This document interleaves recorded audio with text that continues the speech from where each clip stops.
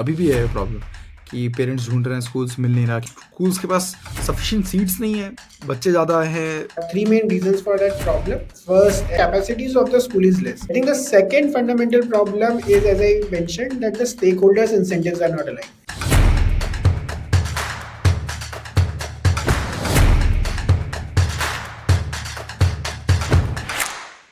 एक कहावत है कि जब तक शेर लिखना नहीं सीख जाता तब तक हमेशा शिकारी के ही गुणगान सुनने को मिलेंगे। तो सिमिलरली ना स्टार्टअप्स में भी केवल सक्सेसफुल स्टोरी सुनने को मिलते हैं, राइट? सो सवाल ये है कि starting up over glorified? Let's discuss this with someone who started up from his college days itself in his final year eight IIT Kanpur. आज हम बात करेंगे रवीश से। Is the founder and CEO of able jobs. Now Ravish ने अपनी पूरी life education system में एडटेक्स में स्पेंड करी है एंड मोर इम्पोर्टेंटली स्टार्टअप्स में स्पेंड करी है। Ravish believes in not just building careers at able jobs, but he also believes in entrepreneurship itself as a career. So welcome GoVenture podcast के season 2 पे। I am Pritesh Kumar, आपका host and co-founder of Functional. I've run multiple companies, raised and burnt capital, and have shut startups down too. Fail हुआ, learn किया, and succeed भी किया at almost everything that the startup and business world can offer. Hence, GoVenture podcast एक friendly reminder है उन सभी hacks and strategies के लिए जो जरूरी हैं ग्रो करने के लिए and to achieve your dreams. Lastly, join our group in the description to share stuff and startup networking with like-minded folks. And lastly, thank you for all the love and comments you share. It means a lot. Hi Ravish, welcome to the podcast. Hey, Pradesh. Sir Ravish, I think सबसे पहले start करते हैं। College से graduate हो रहे थे, IIT Kanpur से graduate हो रहे थे, तो ग्रेजुएशन के टाइम यू स्टार्टेड, आप you got started right, startup करा, ठीक है। Right, स्कूल्स को जोड़ रहे थे, राइट? आप बहुत सारे स्कूल्स को right. जोड़कर उनका कम्युनिटी बना रहे थे, क्यों और कैसे? Got it.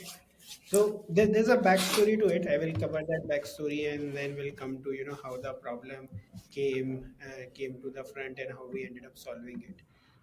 So when I got into IIT Kanpur during my first year, I ended up learning the word what entrepreneurship is, and then eventually I was a part of entrepreneurship cell at IIT Kanpur, headed the whole IIT Kanpur entrepreneurship cell as well. Was surrounded by a lot of entrepreneurs at that time, so I still remember a couple of companies today we just share chat and everything. And I met all those founders there during my college time. So I think there was always an entrepreneurship itch from the early days of college. Now I wasn't really a builder, I wasn't really a coder at that point of time, and I think when you are in college, the only way you think that you can build things is simply by coding, because again the exposure to doing a lot of other things is very less. So I gave myself almost 3 years of time in my third year. In meantime, I interned with a couple of venture funds to really understand more things about startups, about entrepreneurship, and how generally the process works from starting up to scaling something. At least got a very ringside view of it. Fast forward to almost 3 years during in college. My nephew was searching for a school, so he was in Delhi NCR. So his school that he was in was till fifth class, and then they wanted to switch to another school. Now, and I was, again, was very close into the process, right? Being an IITian, right? People prefer to, take Take advice advice. from you. Although yeah. So, yeah, and I have also studied. I have also done 2 years of my schooling in Delhi. So that's where I knew that couple of things at that time.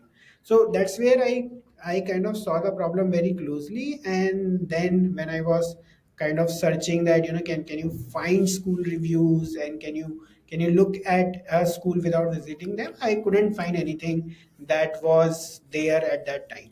So that's where the idea kind of sparked that, hey, this is something that you can look at. As we deep dive, what we realize is that the major pain point is on the parent side of, let's say, very early kids, right? For example, you just became a parent, your kid is, let's say, 3 4 years starting their first school, right? You may or may not have a very strong parents network, and when you go out for a school admission, that becomes really really cumbersome, right? Each school has their own deadlines. I also came to know that at that time, so there is a school in Mumbai, I'm missing the name, but you have to fill the form when your kid gets born, so that when the kid is ready to join the school, the nursery, right, that's where his or her number will come for the admission. So all those very surprising things. So that's I how think that ये was a problem इसका came up, which I एक still remember. इसका एक glimpse देखा हमने, वो movie है एक, Hindi Medium I believe, right? उसमें Irrfan Khan Mhm. Go stands in a Yeah. Q Q and crazy crazy, I understand what you are talking. या Right, and I also remember at that time, AAP was fighting elections. So one of the bigger points in the election manifesto was also to kind of streamline school admission process and everything. So that's where we figured out that the problem, that there was a need, at least on the parent side. There was a requirement for something and so on. So we went, I with one of my juniors and one of my batchmates, we started building. And as I started building, I thought, let's go all in. So that's where I dropped out of placements from the campus, and then thought, let's go all out and let's do it now. That when I look back, I think it was at that time, it didn't seem as crazy step as now it seems like. If someone would ask me for the same thing to do, I am not sure if I will advise them to do the same. But that's how we got started. Ran it for almost 8 months in campus, 8 months after campus. What we realized during that time is, while the problem is very deep on parents end, you still have to have schools on the other end to be a part of your platform, or to be a part of your process in whatever way, right? But for schools, admissions is one of the things where they can make money, and so there are not so many incentives that are aligned to kind of make that process transparent in whatever way. So they don't want to make that process transparent, they don't want to make that process digital. So finally the problem remains on the student, on the parent side, but you can't completely solve it. You can simply create a listing and kind of move on, because the other side of the marketplace is not willing to participate or not willing to actively participate. So that's where we decided that let's move on from this, and that's where we kind of stopped working on that. So we had an acquisition offer at that time, but we chose not to take it, and we all three co-founders stopped working on that, and finally moved to our own careers with that entrepreneurial itch still being with us during our jobs as well. Got it. And क्या लगता है, मतलब why is the problem still there? अभी भी है problem कि parents ढूंढ रहे हैं, स्कूल्स मिल नहीं रहा? क्या स्कूल्स के पास सफिशिएंट सीट्स नहीं है, बच्चे ज़्यादा हैं उन स्कूल्स में पढ़ने के लिए? Specially Delhi NCR metro cities की बात करोगे तो क्या बच्चे ज़्यादा होंगे स्कूल्स से? Sure. So I think, yes, that's just one part of the problem, as you rightly mentioned, that the problem still exists. The problem is still not solvable. I think, so for example, if you look at more developed countries like US, there's just first, US has a lot of public school system in K-12. So there is a proper allotment that if you are living in a certain area, you have to go to a certain got school it. in that area. So that is why this problem is very area specific. First of all, if you look at US, right, it's a public school system and there's a distance attached to it, so that this problem doesn't come there. In India, as you rightly pointed, there are three main reasons for that problem. First, as you rightly mentioned, the capacities of the school is less, right? So the city's top three schools, they will always have a lot of people coming into their premises for having their kid get into that school, but they are constrained by capacity. So let's say, look at the DPSs. At my time it was DPS, but look at the DPS of a certain city, right? They will always have 5x 10x of the applications what they can soak in. If you go on the other side, for example, let's say a Kendriya Vidyalaya and all of that. Again, the same problem, right? They will have 5x 10x of the applications that they can soak in. So that's one fundamental problem. I think the second fundamental problem is, as I mentioned, that the stakeholders incentives are not aligned. A lot of people, whether it's fairly or unfairly, legally or illegally, they make money through admission process, right? So on the name of a building fund or on the name of something else, right, they will take something. So that's why there is always an artificial, urgency created as well, that if you want, because hey, we are the top ones, and if you want to get into this, right, there will be something extra that will be required. So that's the second problem, right? Because Understood. that's a good spot of making money. And the third problem, as you rightly said, was pointed in that movie also, is that there is also, I think, a lot of gap in many ways. So if you talk about, so these are like the extreme ends of 20%, right? High 20% aspirational schools, and let's say the most affordable schools of 20%. The rest 60% that we have, there, you have school interviews, you have five other tactical things to kind of overcome, and that's where the problem still remains, and problem still remains to be solved. And I think the only way you can solve is to, bring a regulation into all of this, because as a private player, it becomes really really really tough for a school of, certain stature to, to make them bend to your processes or your way of working. So I feel that, the way Delhi government has solved it, in some ways, with they have also done the same thing, right? They have put up a radius category, they have created a Hmm. marking system and everything. So I think that's the best way, these things can be solved. Got it, got it. And Ravish, you were saying कि जब you guys all three founders जब आप लोग move out कर रहे थे कि भाई ये नहीं करना है, बंद करना है, then you had an acquisition offer, right? And you decided कि नहीं लेना है ये. Right. क्या what was the thought process? क्यों acquisition offer ठुकराया? Yeah. So I think it was so when the acquisition offer came in, right, we were evaluating that offer, and one thing that we realized is, the offer was, first of all, very humble. I think from a perspective of a fresh college student, I should have taken it. But I think among all the three founders, the entrepreneurial itch was still there, right? So when we were evaluating the offer, one of the major criteria was that, if, let's say, if we don't take it, and again, a lot of this sounds foolish now that I say, but if we don't take it, the itch survives, and the itch will then, help you, or kind of propel you to come back, right? Otherwise, it will just be that, oh, okay, we started something, we sold it, now we are done, or whatever. So I think that was one idea, that we wanted to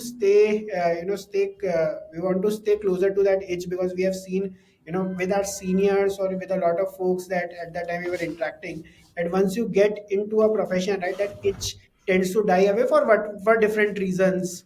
So one of the reasons was that, if we say that, we have closed it, right, there will be some gap that will always stay with us, that hey, we couldn't do it, and that will kind of propel us to say, to come back and say ki, okay, let's do it again. So that was one of the major reasons. But as I said, now that you look logically after 6 years, right, all this sounds very, not sane, to be honest. And थोड़ा सा रविश, उसके बाद दोबारा you got into Able, right? Uh, you guys started again, I believe, right? तो क्या Yeah. startup worth है, क्या worth है startup? So I think that's a question that we can go on and on for, whatever hours we keep talking. But I think the short answer is yes, it's worth it. And from many angles, it's worth it, right? First of all, like, let's say, for example, I can tell you from a college graduate perspective, right? When I was graduating, I did not know anything about the business, right? Maybe I would have if I would have worked somewhere and then started, it would have been better. But I think that kind of increased, my risk appetite, or my idea of being comfortable with the chaos, or being comfortable with uncertainty. So I think that's something that kinds of teaches a young college graduate, that when you go out without having, let's say, any job offer after graduating one of our prestigious colleges, and you keep second guessing your decision all the time because you see your peers are doing better, for a 21-year-old, right? I think that helps you deal with ambiguity. And being a founder yourself, you will understand that ambiguity remains every time, whether you have raised fund or not. Whatever stage you are, you keep questioning yourself, you keep, there are always doubts. And I think to really sail through those doubts and to really keep sailing through is something which is very important. So I think that's one skill that I kind of acquired very early on in my journey that is still helping me right now.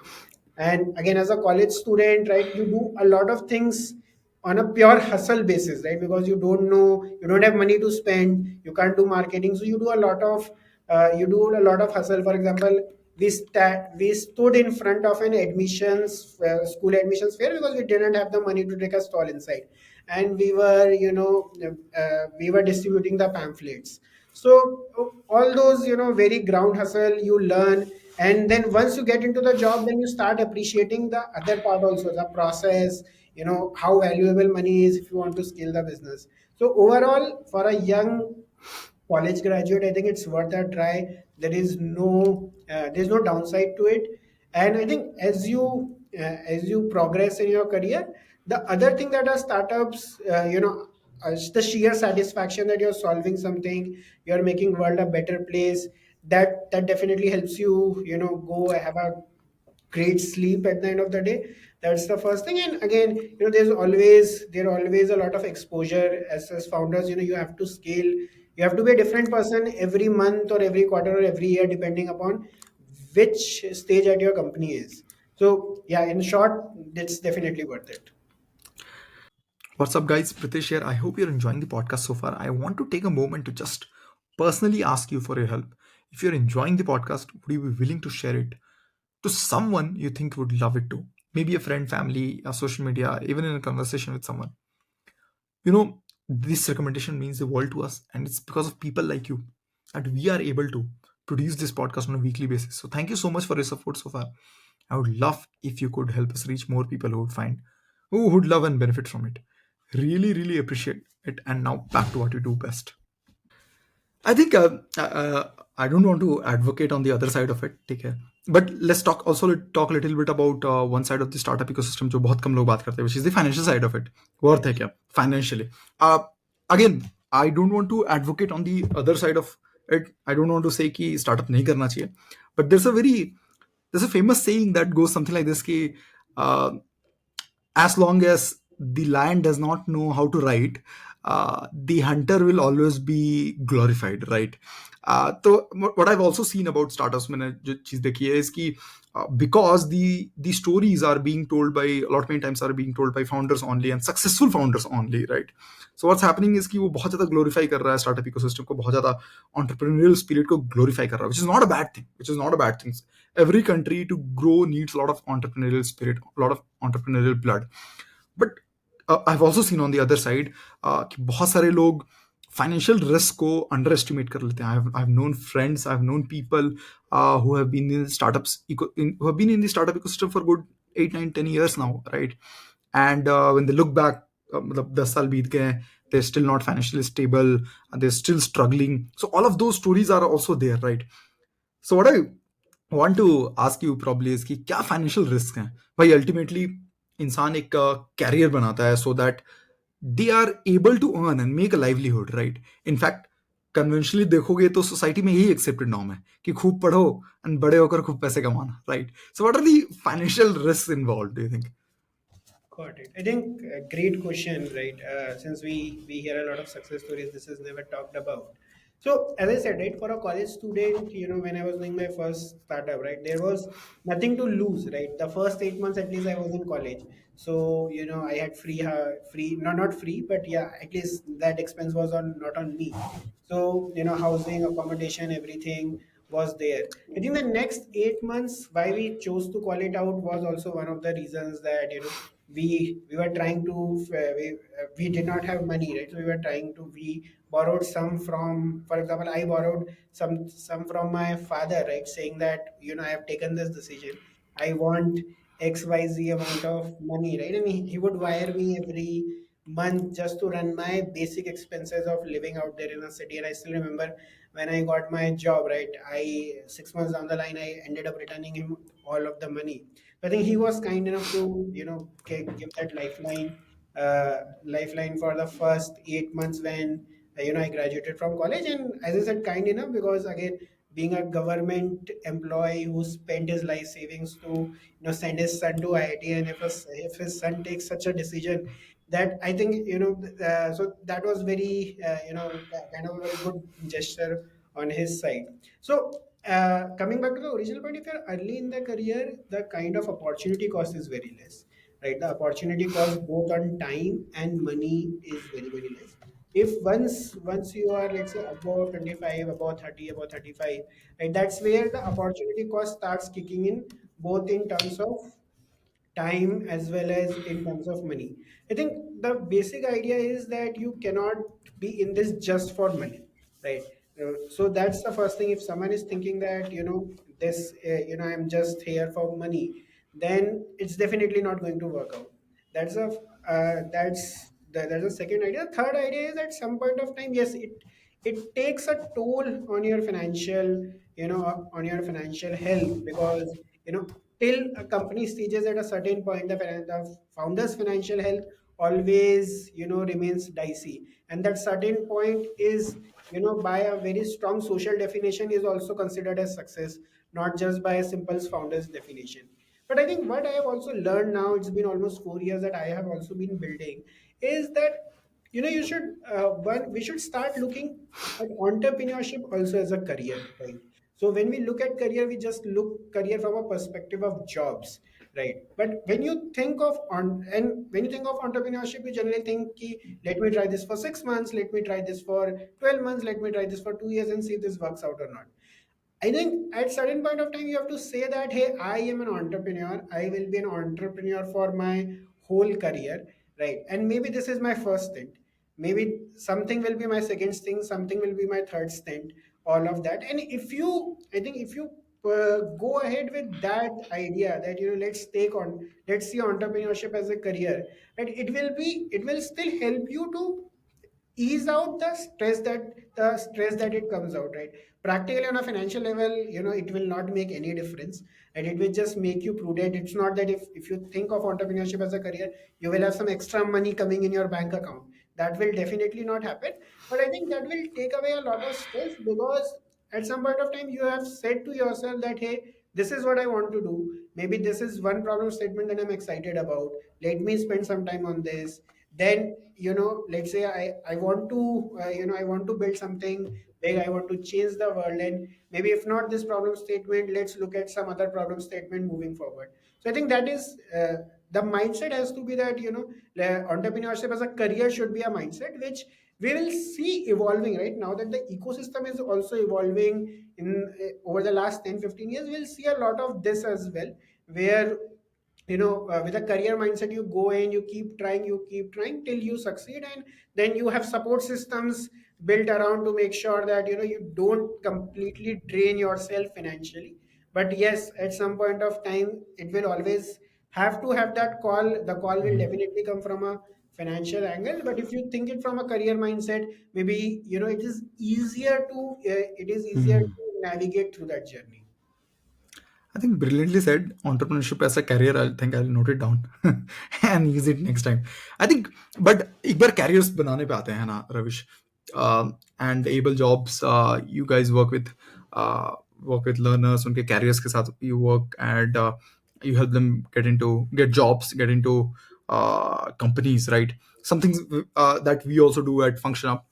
Uh, but I want to talk about one season for you, right?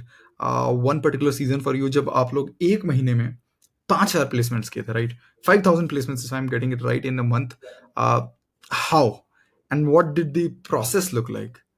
Got it. So I think we ended up doing 5,000 placements almost 12 months after we started focusing on placement. So in that 12 months, we ended up growing from, let's say, zero placements a month to 5,000 placements a month. So first of all, just to be very clear, it wasn't an overnight success. We were all along the lines we were building, those support system that could help us scale over time.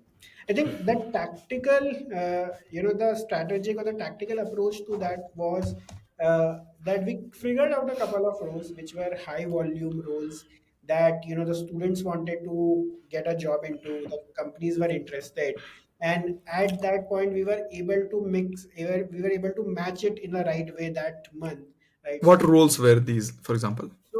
these were entry level roles in the field of operations and business development, and generally back office process. These were alongside top companies. So when we did 5,000 placements, right, 20% of our placements were coming from big IT startups like Amazon and Flipkart.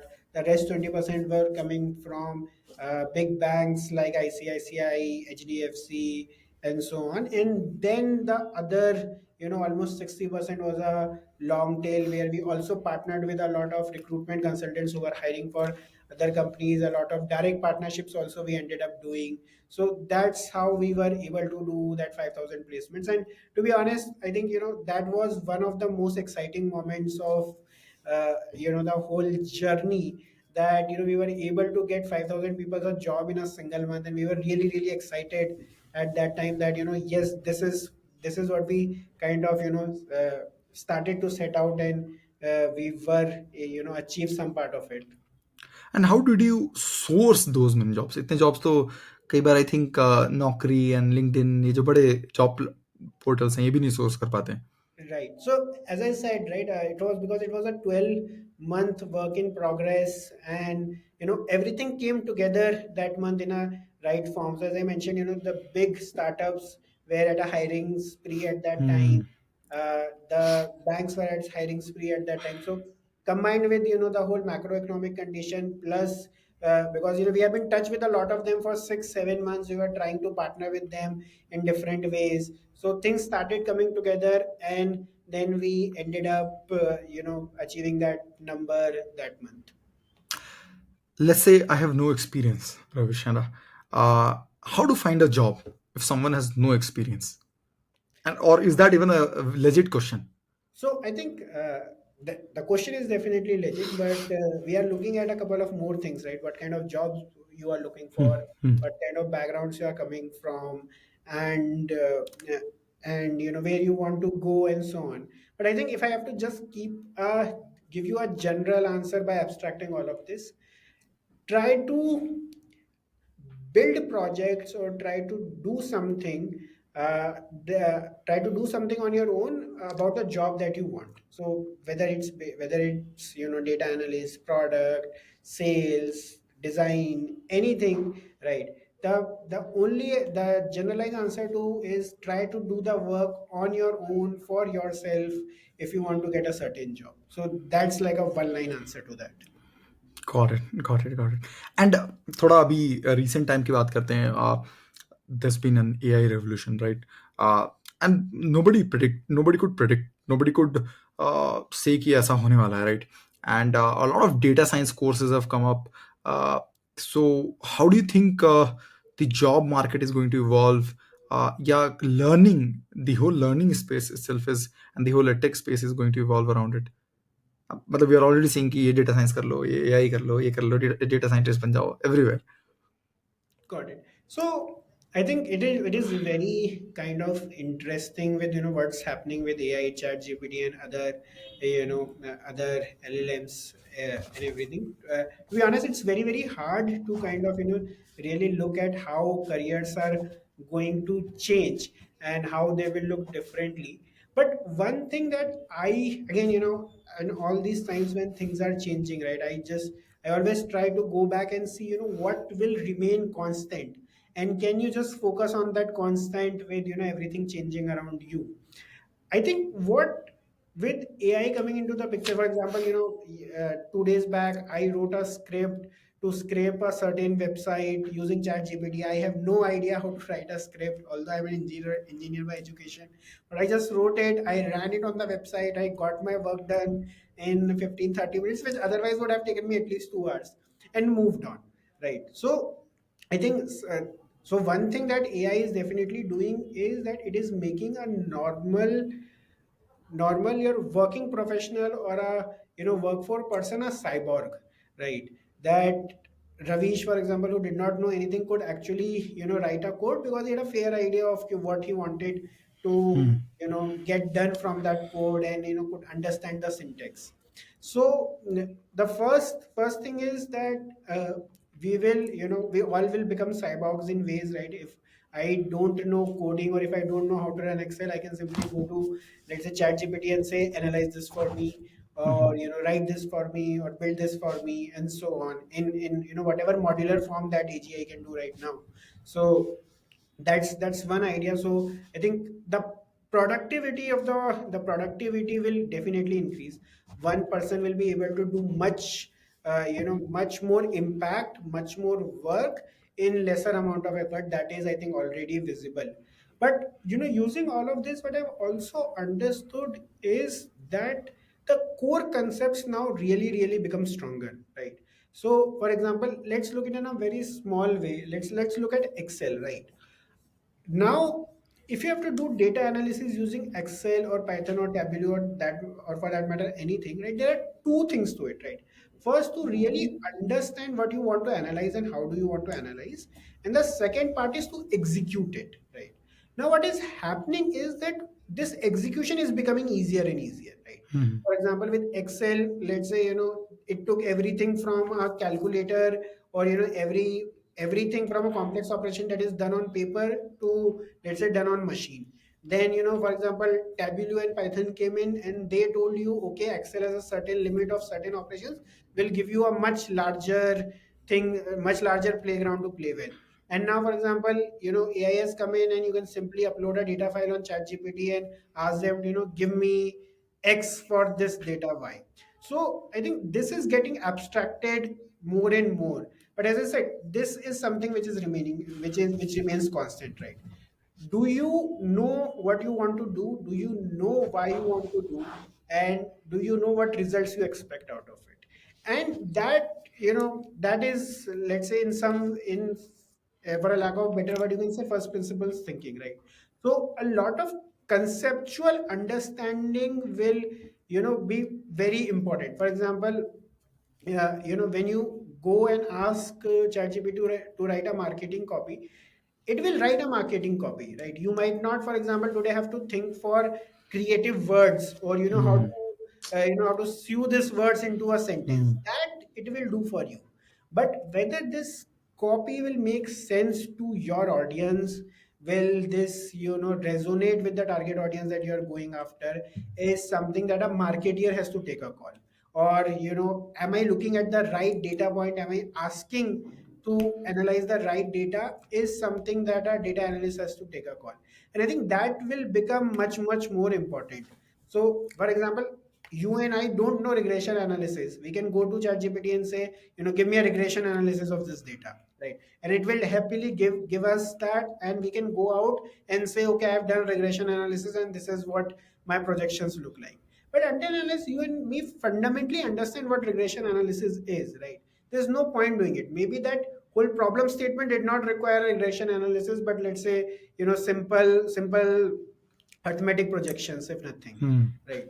So the core concepts are again going to become stronger and stronger. And if you are not able to grasp a fundamental aspect of a profession, you will end up being behind as compared to any other who can grasp it, because eventually all the mechanical things will go away, right? With the AI also, right? We don't need data entry people anymore, but let's say we still need data analysts, right? Sooner maybe we'll not need data analysts, we'll need business operators who can ask the right questions about that data. So I think that's what I believe. To sum it up, fundamental remains the same, right? The fundamentals remains the same, and it becomes more and more important as all of these things gets abstracted out. So even if you don't know Tableau, that's perfectly fine, until and unless you know what to analyze and why to analyze. Mhm. Got it. Got it.